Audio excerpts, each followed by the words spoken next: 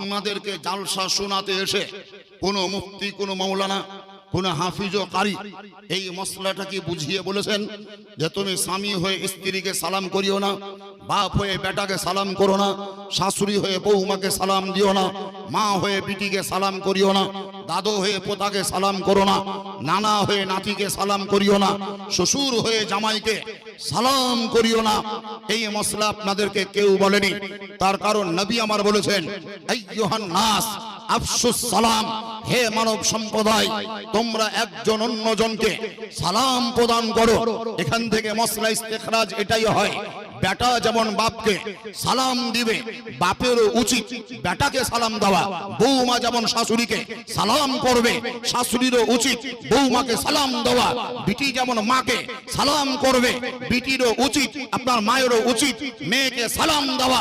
জামাই হয়ে শ্বশুরকে যেমন সালাম করবে, শ্বশুরেরও উচিত কখনো কখনো নিজের জামাইকে সালাম দেওয়া। যে পরিবারে, যে বাড়িতে, যে সংসারে, যে ফ্যামিলিতে একজন অন্যজনকে সালাম দেওয়ার আদান প্রদান থাকবে, কসম খোদা দিন এবং রাত্রি 24 ঘন্টা আল্লাহর তরফ থেকে শান্তির বৃষ্টির বর্ষণ হবে।